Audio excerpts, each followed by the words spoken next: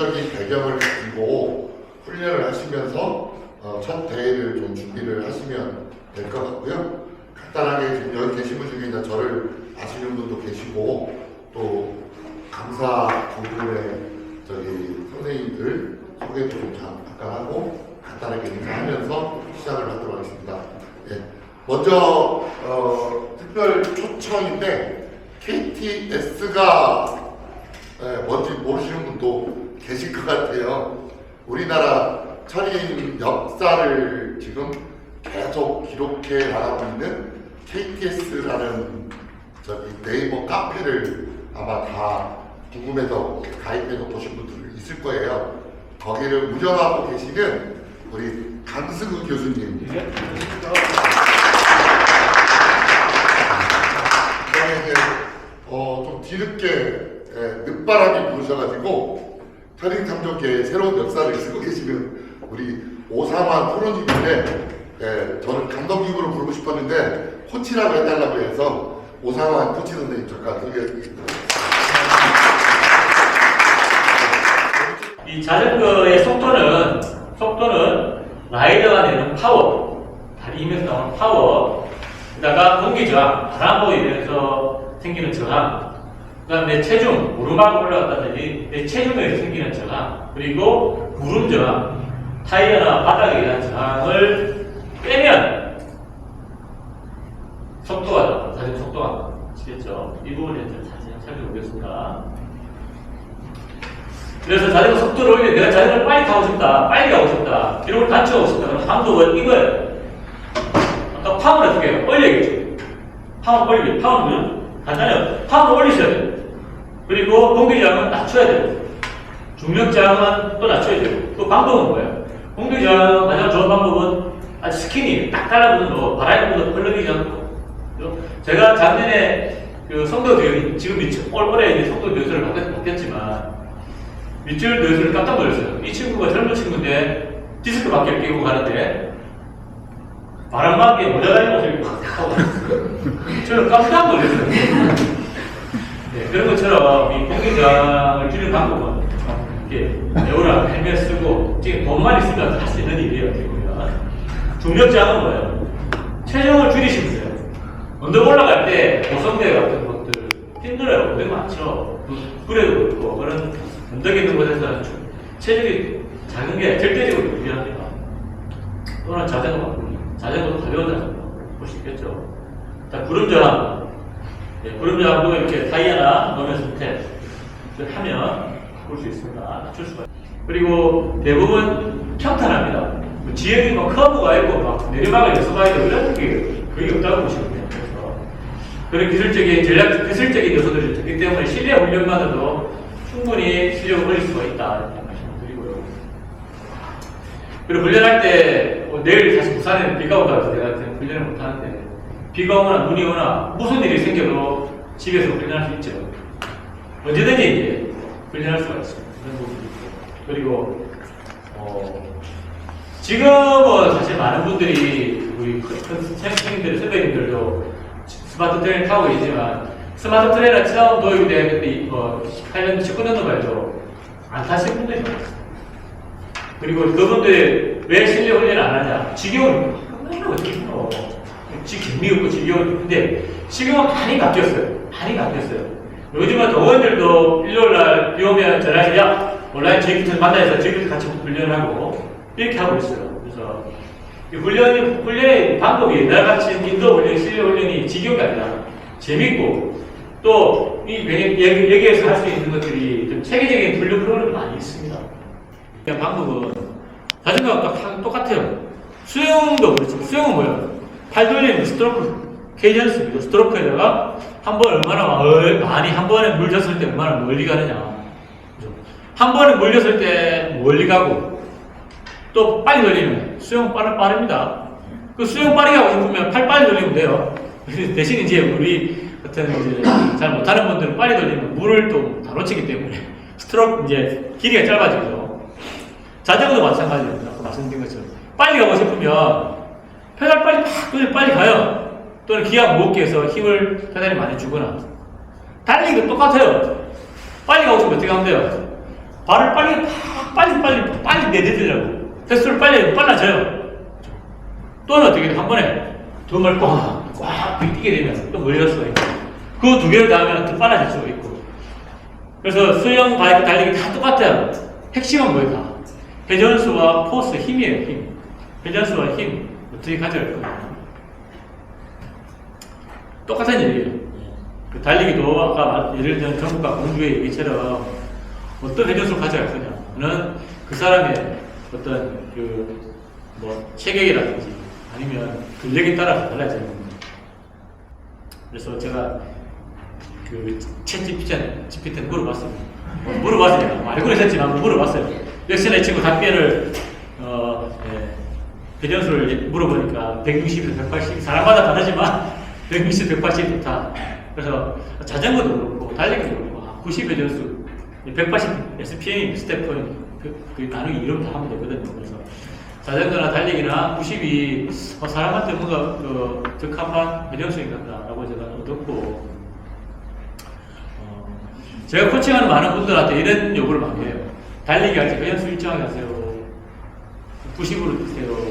맞추세요. 90 가까이 드세요라고 많이 하시는 분들이 이게 제가 한번 제 기준으로 제가 62kg 정도가 돼요. 지금 한 63, 60 정도 되는데 제가 경기를 하게 되면 이 정도 이런 표가 나와요. 표준거리를 하면 이제 장거리를 얘기하는데 이제 아이언맨을 하게 되면 수영 3.8km를 하게 되면 800 정도, 800칼로리 정도 태우고, 자전거를 타면 3,600 정도 태우고, 달리기를 하면 1,600 정도 태우고, 7,000 정도 태웁니다. 7,000칼로리. 내가 챌린지에서 7,000을 태우는데, 반을 뚝 잘라서 3,500을 태우는데, 내 몸에 있는 거를 다 쓰면 또 써도 모자르죠. 그리고 우리는 이 몸에는 다 쓸 수가 없어요. 왜? 탄수화물이 없으면 우리 뇌가 활동을 못해요. 죽어요, 사람이. 아무것도 없으면 애국이 없으면 바닥에 차가 서는 것처럼 탄수화물이 바닥에 가기 전에 줄어들어서 우리 몸은 신호를 많이 보내요. 야, 운동 그만해, 너 죽어. 못 움직여. 그래서 벙커가 오고요. 벙커, 아시죠? 벙커라 잘못할 때 벙커 가면 아무것도 못해요. 발에 힘이 안 나는 거예요. 그래 갈 수 있고. 문제는 뭐예요? 우리 몸에는 더 저장되어 있는 탄수화물은 제한적이고, 우리는 장거리 운동을 해야 돼요. 적어도 하프만 해도 이런 일이 생긴다고 하죠. 하프만 해도. 그래서 올림픽 같은 경우는 사실은 우리가 말하는 파워젤, 에너지 운동하면서도 보고 안 해도 할 수 있어요. 충분히 할 수 있지만 하프 정도만 가도 이 운동 중에 에너지를 섭취하지 않고는 제대로 할 수가 없어요. 그래서 프로 선수들도 그 달리기 나가다 바쁜데 나가다 파워젤 떨어지면 돌아가서 주워서 가는 이유가 그거 없으면 안 되니까. 다시 주워서 가져가야 돼요. 이 얘기를 왜 하느냐. 자, 보세요. 장거리. 아이언맨데 벌써 얼마였어? 800에 4,400을 태우고 마라톤 뛰는 거예요. 그러니까 마라톤 2번 뛰고 또 뛰는 거예요. 그럼 그 다리가, 그 사람의 몸의 영양 상태가 정상적이지 않죠.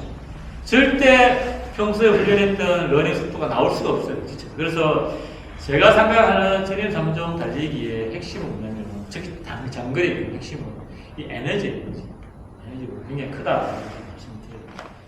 또, 그 다음, 저는 제가 코칭하시는 분들한테 강조하는 것 중에, 자전거 타면 꼭 달리기 하세요.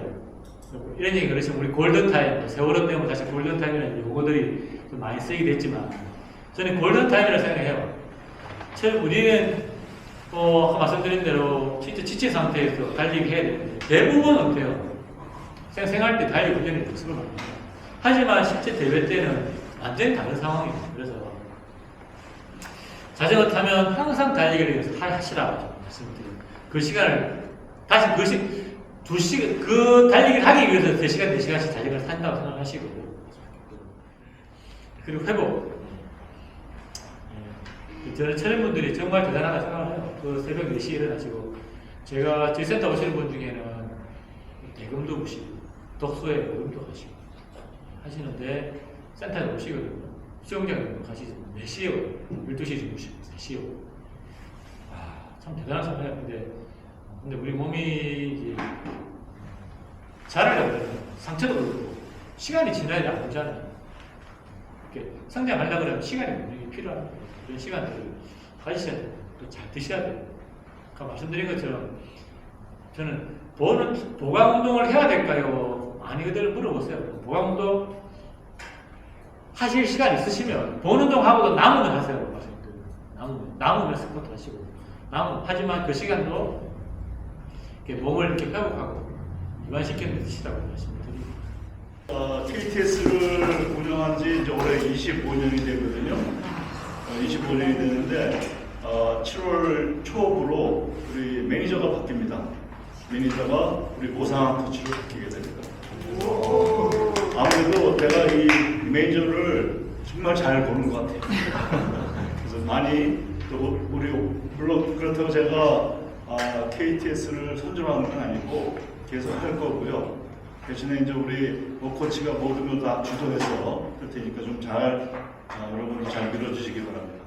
자, 본격적으로 피팅에 좀 들어가서요. 자, 피팅에서는 이 리툴이라는 게 리툴 시스템이라는 게 원조입니다. 한 2007년도에 미국 콜로라도에서 시작을 했는데 저는 그 2014년도에 여기서 자격증을 취득을 했어요. 근데 2013년도에 한번 이 동영상을 한번 보고 깜짝 놀랐어요. 물론 제가 이제 공대 교수였지만 그런 어떤 뭐라 그러나 수치화된 자료가 막 나오는 거고 이거구나. 이거 한번 배우고 싶어서 한번 콜로라도까지 가까이 했었는데 마침 똑같은 프로그램을 그 전에 홍콩에서 하더라고요. 그래서 홍콩 가서 취득을 해서 쭉 그때서부터 하고 있는데 그러다가 작년에 이 시스템이 좀 기계도 좀 오래되고 좀 바꿀 때가 돼갖고 이걸 업그레이드 할까 하다가 딴 걸 막 찾아보다가 그 스페인의 STT 시스템이라는 게 딱 눈에 들어왔어요. 그래서 이걸 보고 이거는 훨씬 더 가성비도 좋고 또 자료도 굉장히 많이 더 나오더라는 얘기죠. 그래서 제가 이걸로 좀 갈아탔습니다. 피팅은 먼저 제일 몸이 편안해야지 그 자세를 오래 지속할 수 있겠죠. 그래서 편안함은 안장부터 시작이 돼야 되는데 그 다음에 편안함이 유지됐으면 그 다음 파워를 낼 수 있어야 되는데 그 파워는 각도가 중요합니다. 즉 예를 들어서 페달이 맨 아래 내려왔을 때 무릎 각도를 갖고 안장의 위치를 결정을 하는데 이런 각도들이 그냥 막 생겨난 게 아니라 그 리툴이라는 데서 미국의 엘리트 선수를 5만 명을 대상으로 쭉 자료를 검색하다 보니까 무릎 각도가 요 범위 내에 있을 때 가장 좋은 파워를 내고 그걸 장시간 유지할 수 있었더라. 이런 DB가 있었던 거죠. 그래서 그 DB를 바탕으로 그 리툴 시스템이 개발이 됐는데 파워를 편안하고 파워가 유지된 상황에서 그 다음에는 조금이라도 공기 저항을 줄일 수 있는 여러 가지 요소가 있는데 그 중에 가장 중요한 것은 에어로 헬멧이 제일 효과가 있더라. 이거는 저 풍동 실험실 같은 데서 이제 개선이 된 거고요. 그 다음에 아까 얘기했던 손 자세 같은 거 이렇게 내리는 것보다는 조금 올리는 게 공기 저항을 팍 가려준다는 얘기죠. 그래서 이러한 어떤 피팅의 목적과 우선순위 일단 편안해야 돼요. 그러니까 자세를 유지할 수 없으면 아무리 파워를 낼 수 있으면 뭐합니까? 그죠? 그래서 편안해야 되고 그 다음에 파워를 낼 수 있는 자세로 편안하게 그 다음에 이제 공기 저항을 줄 수 있는 그런 요소가 필요하다는 겁니다. 여러분들 여러분 발바닥에 보면은 엄지발가락 옆에 톡 튀어나온 데 있죠. 우리 그걸 메타타살이라고 그러는데 우리 하이힐 신는 여성분들은 무지외화증인가요? 그 증상 있는 사람들은 그 부분이 톡 튀어나오죠. 그죠? 그 부분하고 새끼발가락 톡 튀어나온 데가 있어요. 그것도 5번째 메타타살이라고 그러는데 그 두 군데 사이로 페달 스핀들의 중심이 지나가야 된다는 얘기죠. 그래서 지금 시마노를 사용하시는 분 같은 경우에는 노란색은 초보자가 끼는 거다라고 알고 있습니다. 그건 뭐 당연한 얘기이긴 하지만 꼭 그런 것만은 아니죠. 그만큼 플로팅 각도가 심하죠. 심하다는 얘기는 무릎이 많이 움직이는 사람이 빨간 건 0도짜리거든요. 0도짜리 쓰면은 어떻게 되겠어요? 여기 하나가 움직이고 무릎이 막 움직이면 무릎이 나가겠죠. 그죠? 그래서 무릎 많이 움직이는 사람들은 발목도 같이 움직여줄 수 있도록 노란 거 끼는 게 맞고, 좀 더 훈련이 되고 또 유연성도 좋아지고 해서 페달링이 좋아지면은 뭐 청색으로 갈아 끼고, 그 다음에 더 좋아지면 빨간색으로 갈아 끼고, 이런 식으로 해서 무릎의 어떤 궤적을 보고 여러분들의 그 클릿을 선정을 해야 되겠습니다. 자, 그러면은 우리가 그 어떤 상황에서 파워를 제일 많이 낼 수 있나, 또 편안하면서 파워를 많이 낼 수 있는, 이거는 리툴 자료를 기본으로 한 건데요. 제일 먼저 안장의 위치를 결정하는 무릎 각도입니다. 무릎 각도 같은 경우는 로드 오브 트라이바이크하고 좀 틀린데, 이때 무릎 각도는 트라이바이크에서는 138도에서 143도일 때 제일 편하면서 파워를 제일 크게 낼 수 있다고 합니다. 로드바이크는 이 각도가 140에서 145도로 약간 좀 틀립니다. 그리고 동시에 발목 각도도 또 봐야 되는데, 발목 각도는 90에서 100도 사이가 돼야 돼요. 그리고 또 상체 각도, 즉 엉덩이에서부터 어깨까지의 이 각도는 수평에서부터 한 20에서 35도 사이.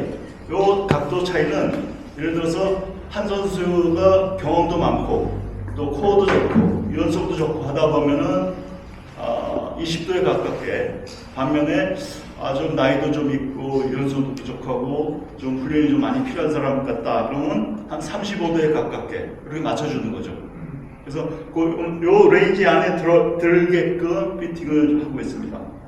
그 다음에 또 안장에서부터 에어로 패드까지의 거리, 어깨 각도, 이것도 필요하겠죠. 그 어깨 각도는 한 70에서 75도 사이, 요 사이에 들어오는 것이 가장 편안하고 또 파워를 낼 수 있는 각도라고 알려져 있습니다. 그 다음에 로드바이크는 없는데 트라이바이크에서는 엉덩이 각도라고 있어요. 엉덩이 각도는 요 사진에서처럼 페달이 맨 위에 올라왔을 때 허벅지하고 상체랑 이루는 각도, 요거는 45도에서 55도 사이에 들어가야 된다는 거죠. 근데 우리 동호인들이 프로 선수들 또는 엘리트 선수들, 우리 오커치처럼 엘리트 선수들을 막 흉내낸다고 막 상체 각도를 막 낮춘 사람이 있거든요. 문제는 맨 처음에 얘기했던 것처럼 그 자세를 유지를 못해요. 힘들어서. 편안하지가 않다는 거죠. 잠시는 그 자세를 취할 수 있지만 180kg 그 이상을 계속 그 자세로 유지하기 위해서는 이런 여기서 제시한 각도를 지켜주는 것이 우리 동호인들한테 좋을 것 같습니다. 마지막으로 프로 선수들 참 자세가 굉장히 멋있습니다. 멋있고 한데 따라할 수 있으면 좋긴 한데, 문제는 우리 동호인들이 참 따라할 수 없다는 게 문제죠. 상체 각도가 굉장히 낮아요. 왜냐면 그래서 공기저항을 줄이게 하기 위해서 이렇게 하는데, 이 사람들은 이 자세에서도 만약에 에어로 패드를 빼더라도 이 자세 무너지지 않아요. 그냥 그만큼 코어가 좋기 때문에 무너지지 않는다는 거죠. 하지만 우리 동호인들은 그렇게 하기 힘들죠. 그래서 첫 번째, 피팅이 제대로 된 상태에서 훈련을 많이 해야 되죠. 우리 코치처럼. 그리고 근력도 좋아야 되고 또 유연성도 좋아야지만 에어로 자세를 180km 타면서 계속 꾸준히 유지할 수 있나, 이렇게 생각이 됩니다. 제가 준비한 건 여기까지고요. 혹시 질문하실 사항이 있으시면은 간단히 질문 좀 받도록 하겠습니다. 화이팅! 네, 수고하셨습니다.